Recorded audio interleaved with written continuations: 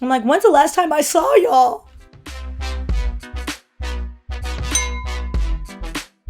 Welcome back. I'm Stephanie, your favorite recovering lawyer, which, asterisk, we will amend that in a moment. And I'm here for our once a month update on how I am paying back my six-figure student loans, the progress, what the hell is going on with our student loans in general under this administration, and all of that. All right. So, spoiler alert.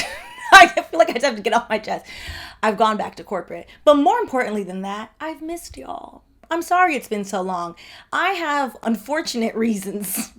Valid ones, but nonetheless unfortunate. It has been since February. I'm filming this on July 2nd. Yeah, it's been a couple months. Unplanned. It was not my intention to be gone so long. Usually March I lollygag because it's my birthday month, but in April, my family got some very hard news, which we'll talk about in a second. And then life just kept lifing. But I have an agenda. This might be a little bit all over the place because I'm unpracticed. But I'm so happy y'all are here. Thank y'all so much. And I have a very exciting, lots of updates. And I think the first one y'all will be very excited about with me. So what I paid in March, April, May, and June. If you're new here, all of these videos are always retroactive. Usually they're only retroactive by a month. Yeah, so usually it's what I paid the month prior, so what I would have paid in June. But since, I'm a little bit delinquent and a little bit behind, we haven't done one of these since February. So my goal is to get my, online self back on track now that I am now balancing corporate and this. I was a full-time content creator for 2.5 years. If y'all have been with me this whole time, you know that. We're going to talk about that as well, the adjusting back into corporate. If you don't see me for a while, I usually try to be on Instagram every couple weeks in the stories. I'm a real millennial. Peak millennial. If you're 34, born on 90 and 91, we are peak millennial age. We are actually the largest micro generation. Look it up. But I do and have been trying to be on Patreon at least once a month. My goal is to get back to, it was on Patreon every week. So my goal is to get back to that and then get back to seeing y'all multiple times a month. So, slowly but surely we're getting there. So our agenda. Did I tell y'all how much I missed y'all? I really did. Okay. Next, what I paid in March, April, May, and June. Student loans under Donald. Then we'll talk about family medical issues, unfortunately, and going back to corporate. And then what I've learned in the 5+ years of my student loan payment journey. And that it's a marathon and not a sprint. And y'all have been on this marathon with me. I know you're tired. Get some water. All right. Let's start with the good stuff. What I paid in March, April, May, and June. So my starting student loan balance on February 14th, 2020, when I started this trifling student loan payoff journey, was $304,680.17 trifling cents. The month of March, I was down bad. I paid $400. As I already stated, the month of February, I was very down bad. I paid $0. It should be noted that I am currently on the SAVE plan. If you are on the SAVE plan, we are the last holdouts of forbearance. If you are on the federal SAVE plan that has been going back and forth in litigation throughout court, sometimes administrative slowness can work to your advantage, and this is the one time. So if you're under the SAVE plan, I believe there are about 5 million Americans under the SAVE plan. No interest is accruing. Breaking news! News! That is breaking. Well, it is now July 22nd. My hair is braided. This is a different outfit. And apparently the Department of Education has decided to ruin all of our day. Yeah, the interest is coming back next week. I'm not gonna lie to y'all. When I was originally going through with my editor, the edits for the video, we were still on no interest. And in doing my fact checking, all of a sudden I was receiving not emails. Correction. That would have at least been, the legally correct thing to do. We didn't get an email. On July 9th, instead, when I started doing the fact checking, I started seeing articles stating, oh, I know no one told you, but just in case you didn't know, because of course we know that you don't know, the Department of Education is putting everyone that was on the SAVE plan back in interest come August 1st, aka next week. Yes, the Department of Education then decided to wait all the way to Wednesday, July 16th at 2:08 a.m. Exhibit A, this email I received after I was trying to gather myself from my, if we're doing hurricane levels, let's say like level 2 crash out, mild to medium, not too crazy. What do you mean y'all are going to inform us of this at 2:08 a.m. on a weekday, a week after all the major publications poked at us with it? So yes, according to the no good Department of Education run by people who don't know anything about education, I really thought the lowest we could ever get with what an administration would do to the Department of Education was Betsy DeVos, who was the Secretary of Education and most notably an MLM heiress who hated public schools, never sent her kids to public schools, and started the defunding of public schools. I thought she was going to be the low. No. We have sunk to new lows. Now, because the interest is coming back in 1 week, things for you to know if you are on the SAVE plan. This is going to be a frustrating answer, which I'm sure people are wondering what is going to happen to your loan when we are essentially getting pushed back into interest, but getting murky language on whether or not we are still in the SAVE plan. For context, the SAVE plan is still under litigation. Interestingly enough, what the Department of Education put out on their website states that while interest is starting on August 1st, we are technically still in forbearance. So you're not required to make payments, but your interest will accrue. AKA there was no reason for them to push us back into interest accruing accounts until the entire litigation was finished. I'm curious to see if this is going to hold up. I mean, this administration, clearly Cheeto has just, and he did this in his first term, actually put a lot of federal district court judges in place. All federal judges serve lifetime appointments. So as we have seen with the Supreme Court, they don't really care about the rule of law. We're not going to get into that right now because we don't have the time. And I'm trying to keep my blood pressure and your blood pressure as low as possible. So what does that mean? First and foremost, do you need to apply for a different repayment plan other than SAVE, since the SAVE plan likely will be ending either this year, either next year, nobody knows. The answer is technically yes. However, the Department of Education has put out conflicting instruction. And I use that word very loosely because, first of all, I don't know who their PR and communications team is. This is not written well.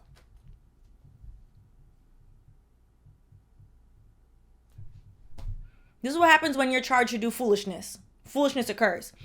Secondly, under the big bullshit bill that we will discuss in a second, there will only be 2 repayment plans. It was originally stated that we had until July 1st, 2026, which is all the way in a year from now, a little less than 365 days, to figure out which of the 2 plans under the new big bullshit bill we were going to choose. Under this conflicting instruction by the Department of Education, I'm not sure what the answer is. So we'll table that question. Okay. What I do know, unfortunately, as somebody who math is not my ministry, but money is, let's do the math so you can calculate how much interest, unfortunately, you are going to owe every month. So that way, if your goal is student loan repayment, you can calculate how much more money, unfortunately, you and me are going to have to pay every month. Under the SAVE plan, if you made a payment that was less than what your interest accrual for the month was, you then did not have to pay the remaining part of the interest accrual. The SAVE plan was a type of income-driven repayment plan. So based on how much you made, that then dictated how much you had to pay.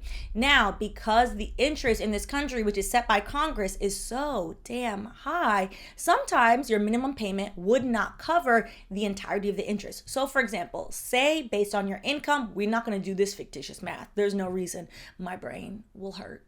Anyways, say your minimum payment under the SAVE plan was $200, but your interest accrual every month was $500. When you made the $200 payment, of course, you're not coming anywhere near the principal. However, under old income-driven repayment plans, that $300 that you did not pay towards the interest would then tack onto your principal balance. That is how I got bamboozled for around $90,000 of money I did not borrow, aka interest.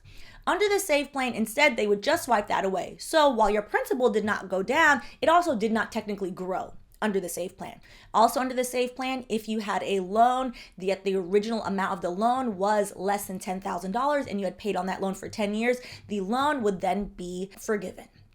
That's all going away, unfortunately. Now, according to the Department of Education, who, this new administration, all they do is lie. I miss the time when we used to use the fact checker on the first term of this administration, because at this point, since every other word is a lie, the fact checker has become obsolete. Under the new plans that they're instituting, allegedly July 1st, 2026, something similar is supposed to happen. However, your minimum monthly payment will be significantly higher than the SAVE plan. So, all of that to say, if you want to actually pay off your student loans, you're going to have to pay the monthly accrual of the interest and then more, so that way you can actually hit the principal amount. So what is the math for that? Here is the equation. As you can see, I'll just show you the totality of it. These were my interest calculations that I did June 12th, 2023. And look how far I have come in 2 years from this. At that time, my balance was $163,273.97. Trifling cents. Never forget. Every cent is trifling. And now, 2 years later, my balance is $99,898.97 trifling cents. So I have paid them some money.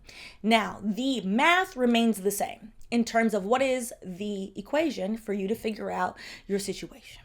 So it's going to be your student loan interest rate divided by 365, the amount of days in a year, multiplied by your outstanding loan balance, multiply that by 30, and then you'll get your monthly interest rate. So let's use myself and all these trifling pennies as an example. First and foremost, I have 2 remaining student loans. The 2 remaining student loans have an interest rate of 6.84% and 7.21%.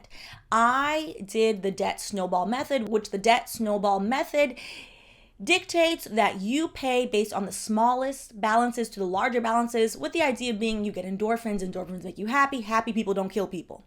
That is from, one of the best legal movies ever made. And happy people keep on their debt payoff journey. Okay.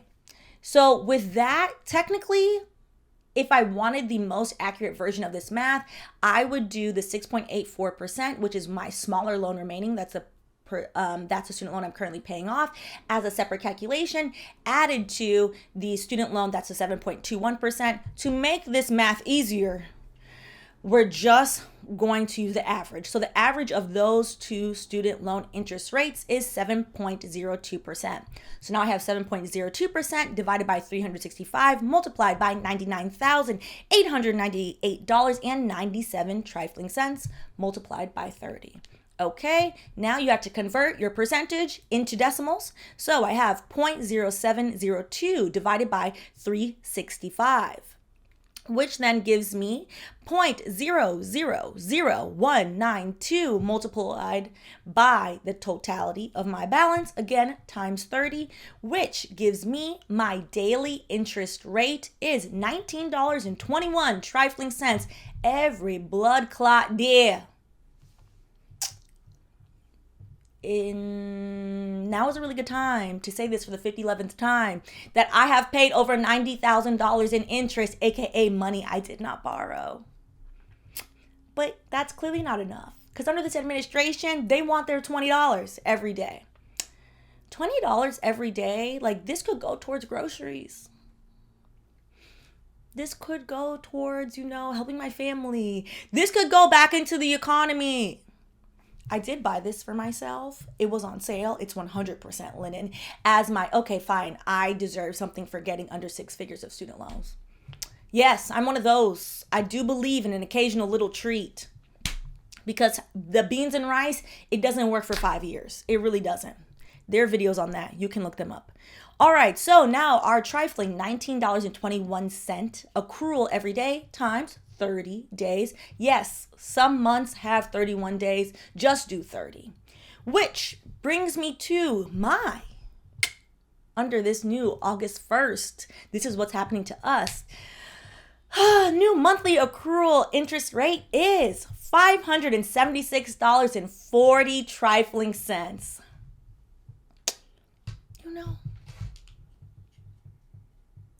I feel like sometimes they wonder what drives people to crime. Any further words on that topic would then be used in the court of law against me as premeditation. Whew. So yeah, that took about a week to process. Okay, $576.40. It's a smidge less because, again, my loans, they are not equal. So one loan has a remaining a little bit less than $30K and the other loan has about $68K. And they have two different interest rates. I think when I broke out the math, is about $555. It's still 500 and something mother effing dollars.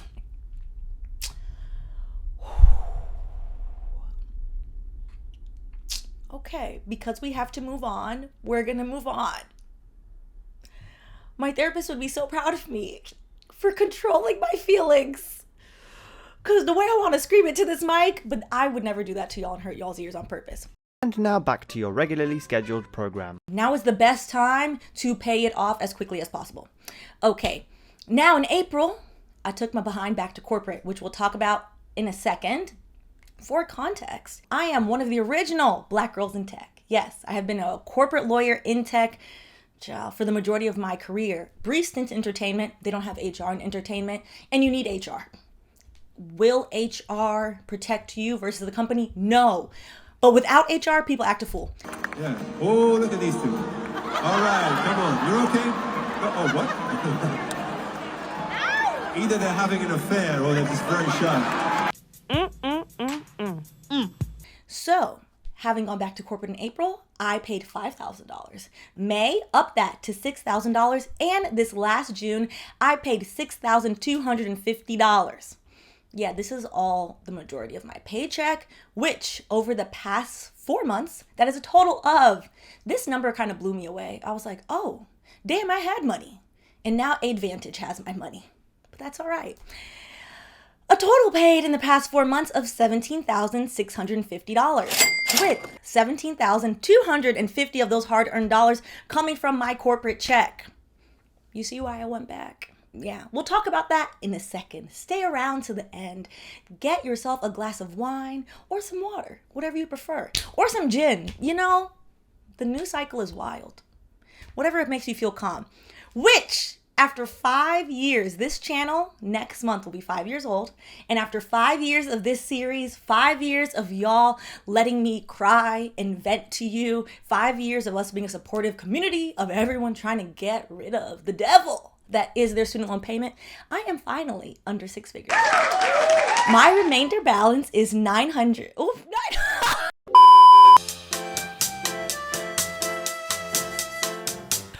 Woo! Brings my remainder balance to $99,898.97 trifling cents. What? I don't know why this cleared, by the way, this morning for me to be able to see it.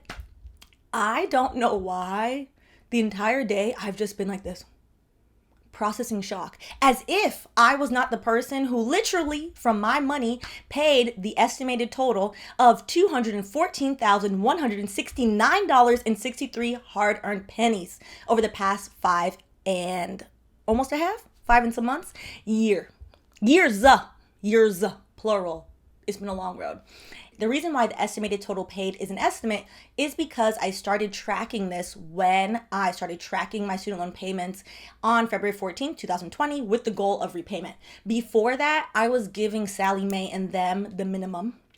And I did beg Fed loan. I think my first year as a lawyer, when I made $30K, I was like, girl, how am I going to pay you? And they're like, it's fine, sweetie. If one could miss a student loan service provider, I do miss FedLoan. Advantage, who FedLoan sold me off to, they don't even have an app. It is the year 2025. What do you mean you do not have an application? A mobile application? I would say I would build one for you, but I don't know how to do that. But y'all could find somebody. It's laziness at this point. I've literally given you in 4 months over $17,000. You could build me an app. I don't care. I don't care. Okay, anywho. So yeah, my total paid, because it's not counting the minimum payments, when I graduated law school in 2016 through February of 2020, that's probably give or take another 10, 15 grand. I can't calculate it because one, Fed loan sold me off, so there's no way to look in Fed loans records to see what I was paying. And then I also had Bank of America, one of the most raggedy, trifling banks, which I do not have any longer, so I can't look through those records either. So let's estimate on the low end another 10K. That means I've probably paid $224,169.63 hard-earned pennies. Flabbergasting. Honestly, I'm just shocked to see 5 figures owed and not 6 figures. I feel a bit more normal because I knew, and it always felt very abnormal to owe $304,000, $304,680.17 trifling cents, with the estimate of that around $90,000 of that amount is interest. AKA, I've gotten now to the point where if they allowed you to pay your principal first and interest last, I'm to the point where I'm basically just paying the interest. But I have 2 loans remaining, and the way that they do it is they force you to pay the interest first and then you pay the principal. So that way it looks like you still owe something. But realistically, I almost have done it. I'm kind of done. I thought I'd get here and cry, to be honest. But I more so feel relieved. I did shed a tear of just shock, a very happy, oh my God, is that my balance? Is this incorrect? Who paid this money? And I'm like, girl, you paid the money. And I think because so much stuff is going on in my life right now, it's not really hitting me that I don't have 6 figures of student loans anymore.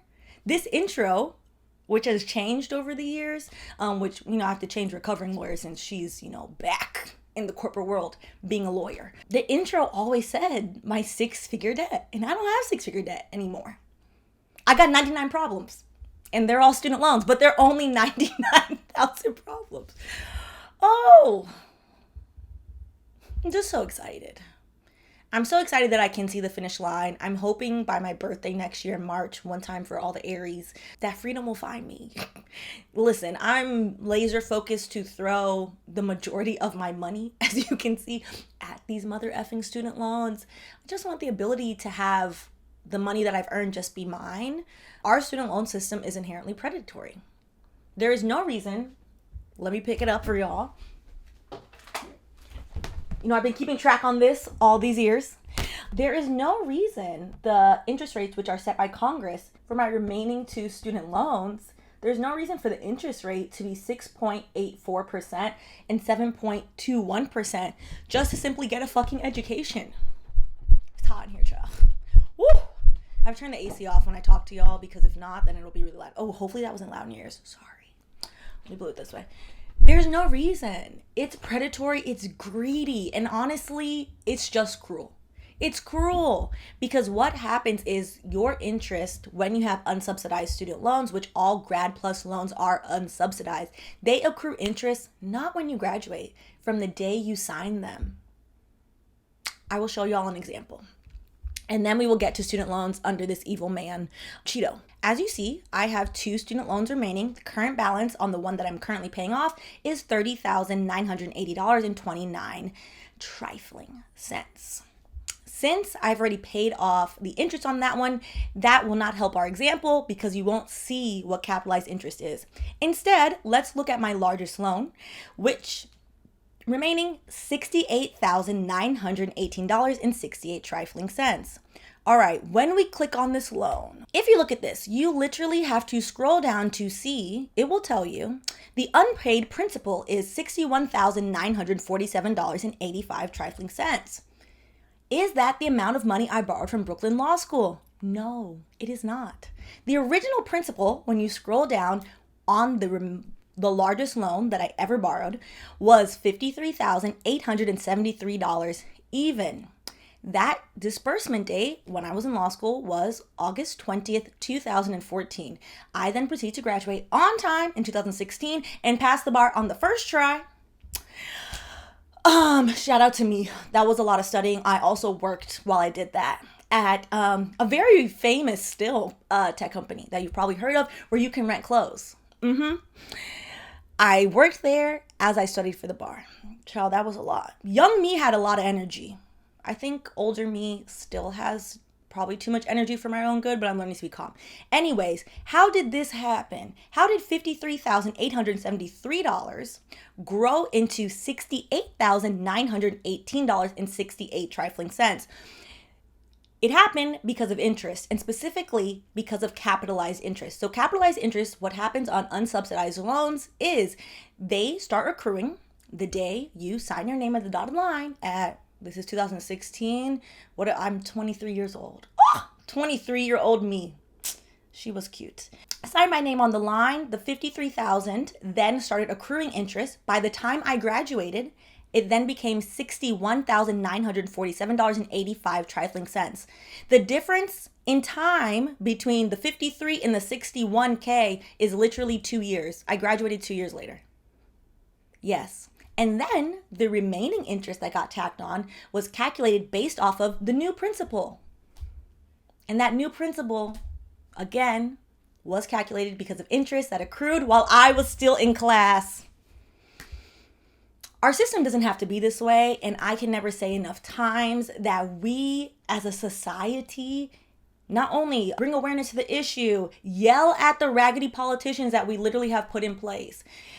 As of July 2nd, right now that I'm filming this, the big, beautiful bill, which is just ugly, megalomaniac, billionaire tax cut that is literally going to cause a shortage of hospital care for rural hospitals across all the states, going to raise your electric bill, going to put about 15 to 16 million Americans on the uninsured list, therefore having no access to the hospital that's probably going to get shut down in their local town.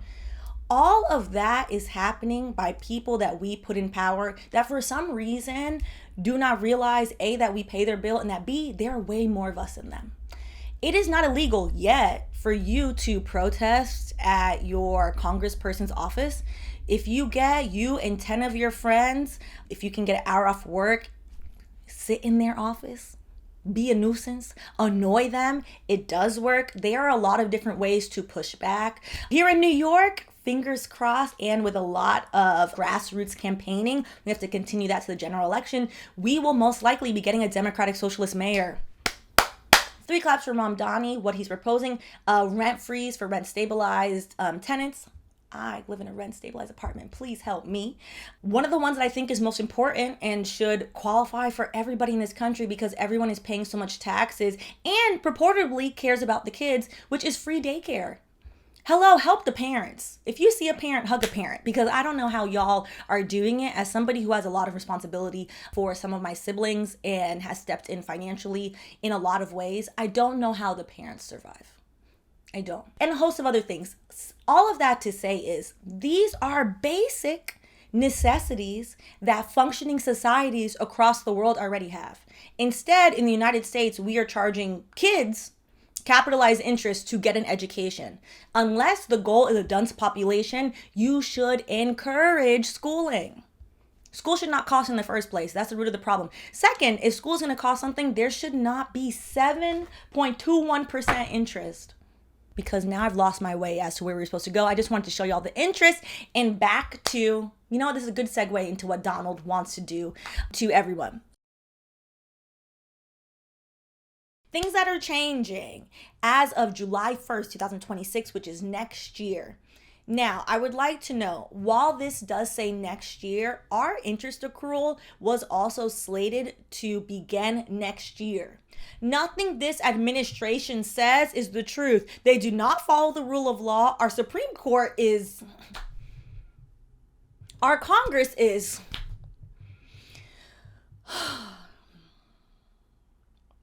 I would like to know something that when I interviewed Attorney General Eric Holder, he said to me and that I have really kept in my mind and something that I was very much aware of, but to be reminded by somebody who has held the highest position of a lawyer in this country that a lawyer can hold, which is the Attorney General of the United States. It's currently being held by a fool named Pam Bondi. We cannot talk about that bleach blonde woman.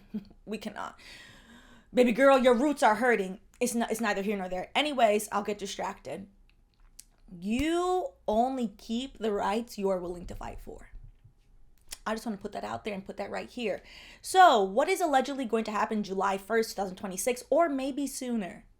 I wouldn't hold them to that, to be honest.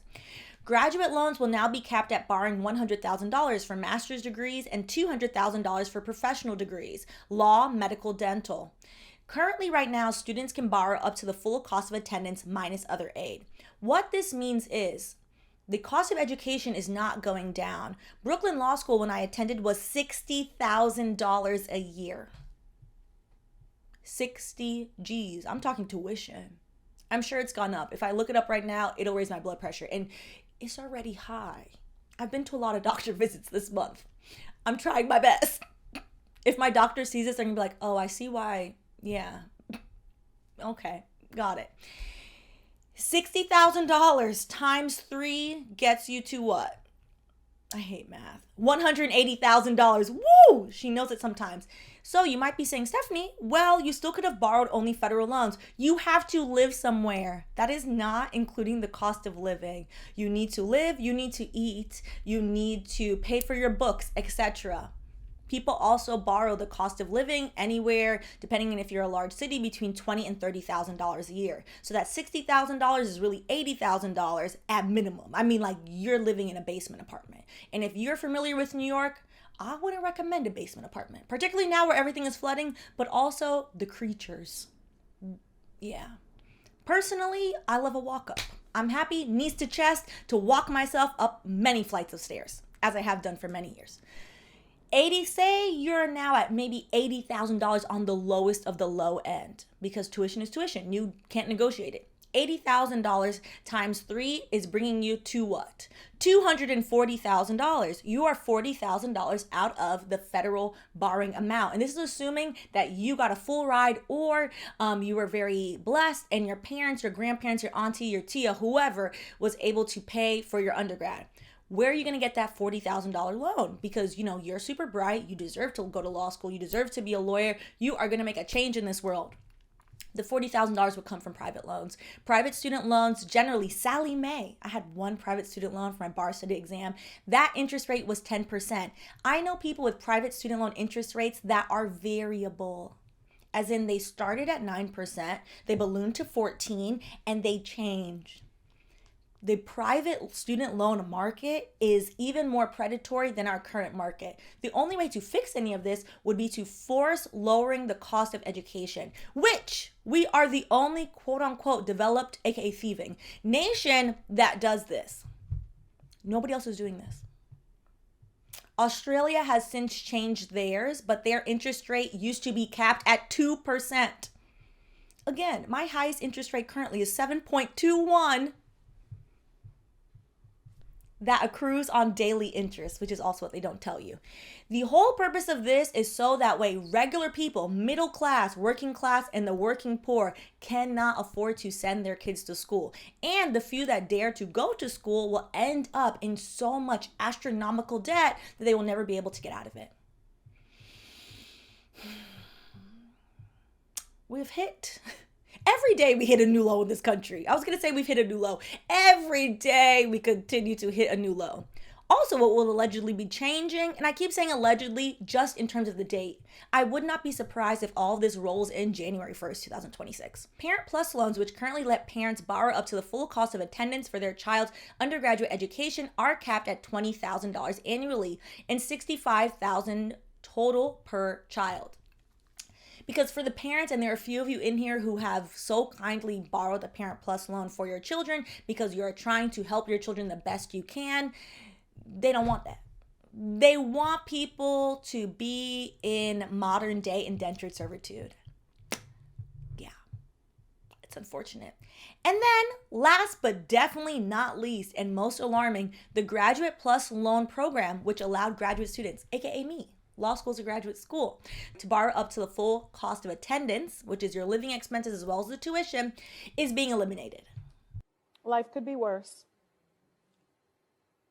No, not really. This is the worst. This is the worst.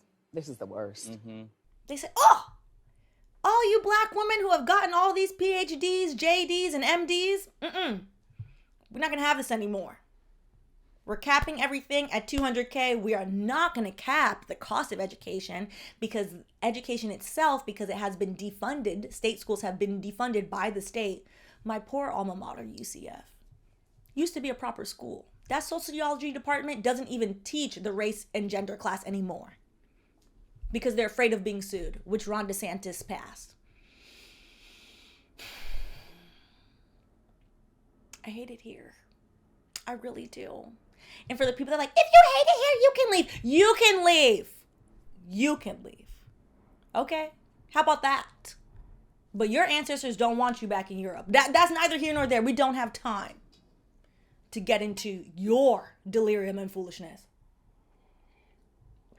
There's always a few stragglers. Stragglers with stringy hair.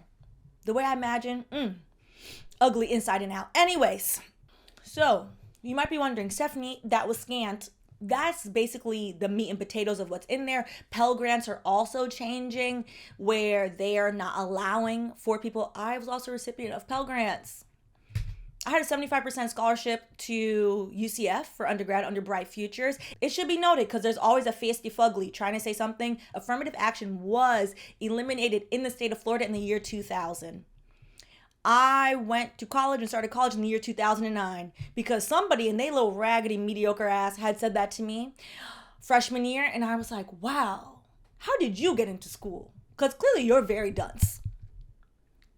Anywho, those scholarships were merit-based scholarships, etc. I also received Pell Grant. Pell Grant is need-based. Pell Grant is saying like, hey, we see your parents don't have it. You deserve an education. Everyone deserves an education.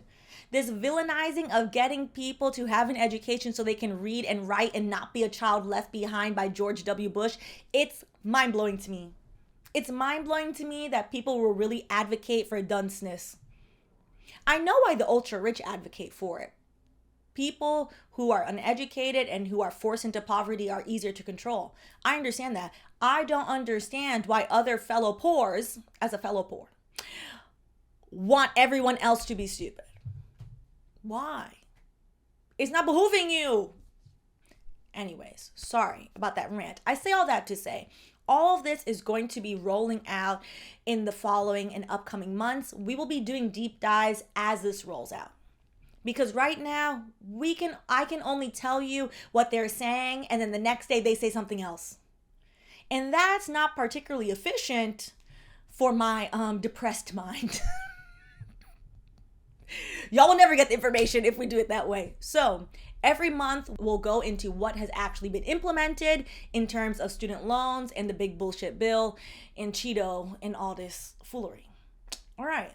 Also, you might see later on in the video where I say, you know what? I don't regret doing content creation full time and in 2023 taking my foot off the gas and paying a little bit less towards my student loans, and I still don't regret it. I've been extremely privileged in that I have gotten to actually live my life. So I know what it feels like to live a life outside of all of my life is just dedicated to labor.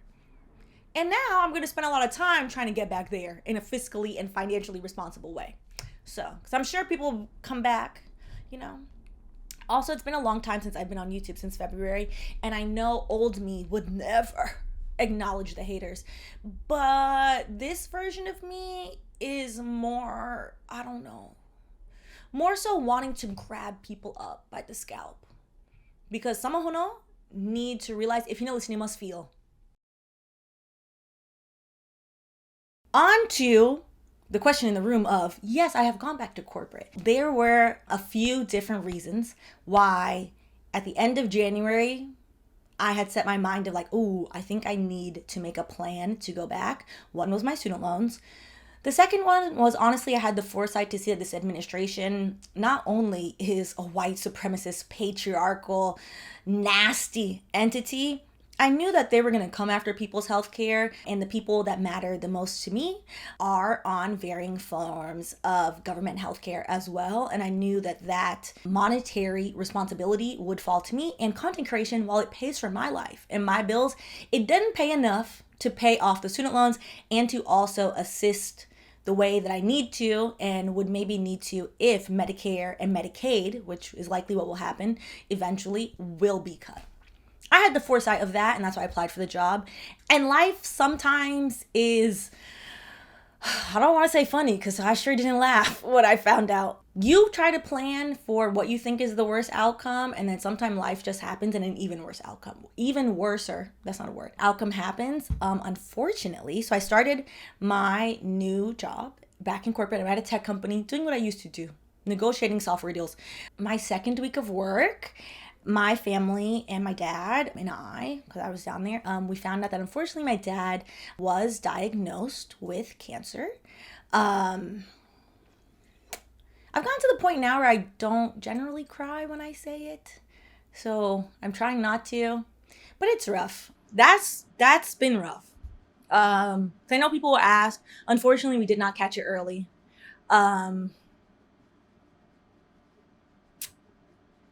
Cancer is a frightening experience for the person it's affecting, a frightening experience for the family, for the friends, for everyone involved. And hopefully I said that right. Unfortunately, we did not catch it early. There's like a grief process there. I feel like I've said this before. I've been extremely abnormally lucky and blessed that all of my immediate family members are still here. I have 4 grandparents alive, well in their mind to give me a hug or fuss me out or whatever, they feel like doing in the moment, independent, living on their own, living their best life. I personally, my dad is the first person I've known to get sick. Unfortunately, 2 years ago, he got diagnosed with kidney failure. So we've been navigating that. Cancer is different. With kidney failure, you have the end goal. Okay, I just have to get off the kidney list and can get a kidney. Cool. Cancer, particularly advanced cancer, you can't plan around it. It's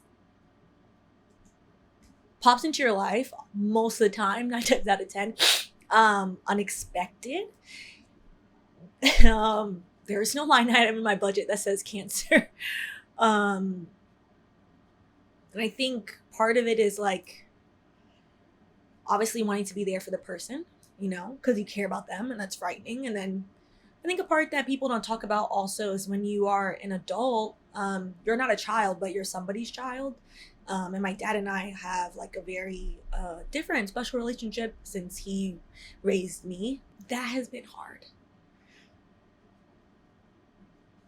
And that's why we haven't done a video. I don't want to be crying. It's not. I think at a certain point it's understandable, but it's still uncomfortable. Now that I've collected myself, I apologize. These are my approximate annual student loan payoff amounts over the past 5 years. The reason why the first 2 years are combined, it's because I don't have Fed loan anymore to see like what I paid every month. And then I'd have to go back through those old videos and see, and honestly, I just didn't feel like doing it. So 2020, I paid $57,000 around there. That was also during the height of the pandemic. So I was not going outside. I live in New York. There was literally also nothing to do. It was extremely frightening. So I just laser focused my mind on like, okay, I can pay off my student loans. 2021, I paid $69,191 towards my student loans. That is when the side hustle money also started kicking in as well. In 2020, I believe my salary, my corporate salary as a lawyer was $155,000 for context. 2021 was $165,000 for context as a corporate lawyer with many years of experience. 2022, that is when I started content creation full time in July. So you see the payment dropped significantly, but I still paid $30,778. 2023, this is when When you are paying up your student loans, you're going to hit a wall. It's inevitable, especially if you have six-figure student loans and you're keep paying and paying and paying what feels like a bottomless pit. You're going to hit a wall. I hit that wall in 2023. I got to a point where if you look at the videos from 2023, most of the months I paid out of sheer, like, I need to keep this habit up. I have not been required since 2020 March when they first did the first student loan pause. I have not been required to make a payment since then. I have just been choosing to pay it off. And in 2023, my intrusive thoughts of F them loans got the better of me and I barely paid them. And I had a great year. I'm not even gonna lie about it. I'm not gonna sugarcoat and pretend like, oh, I feel so bad. I didn't. I went to Portugal. I went to Iceland for my birthday and then Gabriel's birthday. I was able to help my family. Like, I lived it up. I wanted to see what did it feel like if I just used my money for me, and I did that. Last year, Sense went and found me and was like, Stephanie, stop the foolishness. Do you want to be done with this or not? So I paid as much as I could. This is on a full-time content creator salary, which I think last year I made $90,000, which is good, not great. Because again, $90K in New York, this is before taxes, is fine if you don't have student loans and you don't have dependents. I have family and I have student loans. That $25,725 in 2024, I have already passed that in the first half of 2025. So my goal now is to run towards the goal, probably burn myself out if I'm being honest. At this point, I'm like as close as possible to get with this because I just want my life. I want my life and my money to be mine. So this year, my goal is to get as close as possible to pay it off, with hoping to pay it off my birthday next March or as close as possible to my birthday because I'm tired. I want to be done. I don't ever want to look at this again.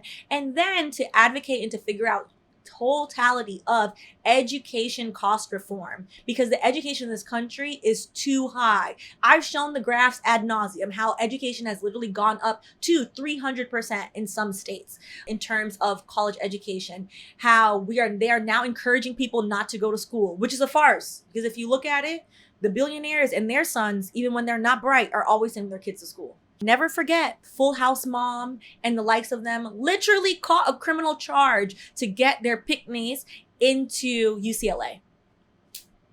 A criminal charge. Another conversation for another day. Education is completely worth it. I completely agree that it is. And as somebody who has benefited from my advanced degree, it is heartbreaking, tiring, mind-boggling, exhausting, the hoops you have to jump through just to get an education in this country. It is not normal. We're the only country doing it like this.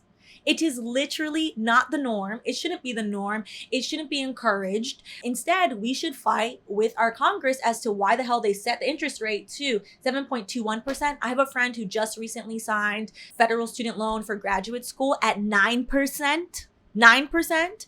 So it is up to us to, once I pay off my student loans, to continue advocating for education reform. Because it should be free. I'm of the mindset and have been of the mindset it should be free.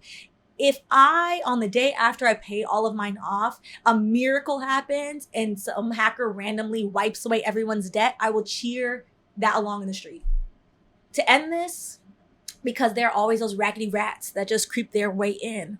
Anybody advocating like, well, you borrowed the money, you signed on the line. Be quiet. Have you ever read your cell phone bill? Speak up. Do you know what's in your leasing agreement? If you have been coerced into other predatory things, do not go there and snivel and whine at other people who are rightfully calling out the predatory nature of it. Instead, take off your bootstraps and start joining some organizing. Be useful. Please, for the love of God. In 2025, I think it's time that we start. You don't have to raise your blood pressure due to my comments, but in general, start, particularly because we're in full-blown fascism, grabbing up and yoking up, proverbially, because I'm sure that'll be illegal soon, making jokes. The people that are advocating for BS that not only doesn't benefit them, but is literally ruining society. Lack of funding to rural hospitals, as somebody who lives in the largest city in America, is a problem for everyone. I don't have to live in rural upstate New York to know that. the lack of empathy amongst a lot of the Cheeto followers, I don't think we need to study it. Instead, I think we need to start delivering consequences. Shame, ostracization. Honestly, I'm an advocate of throwing books at people. That will get you arrested. So don't do that. But you could proverbially, that's also a threat, can be taken a different way. Anyways, don't listen to me. I'm half joking. Because we're only going to get a democracy, because this is not that, if we stand up and do something. And that starts with getting people to realize, like, you have been bamboozled and led astray. And not only have you been bamboozled and led astray, what do you possibly think that you're getting from any of this? All right. On that note, I'm so happy to see y'all, to be back. Let me know, how is your student loan payoff journey going? I will be honest with you. I have thought, like, wow, if war breaks out because our country is a warmongering organization, should I stop paying my student loans? I don't have an answer for that. I'm not going to lie to you. The likelihood that the student loan system would still survive is really likely, Unfortunately, like, they're going to go out of their way to get their money back. So I'm of the mindset of, like, child, let me just pay it off. Let me just pay it off and be done with it. But how's your payoff journey going? Congratulations to everyone that has paid their student loans off while I've been gone. And to those of you that qualify for PSLF, that got your loans forgiven, for being a public servant, particularly now. One time for the government workers, not the ones at Doge. Y'all deserve harsh consequences. And also not the current ones in the Department of Justice, which the Department of Justice has gone awry. It has completely gone awry. It is a trifling institute. It's a trifling organization now run by Pam Bondi, who is unqualified. Anywho, everyone that's gotten their student loans forgiven or paid while I was gone, congratulations to you. I am so happy for y'all. Have some wine, have some water, give a toast to yourself, and I will catch y'all later. Bye.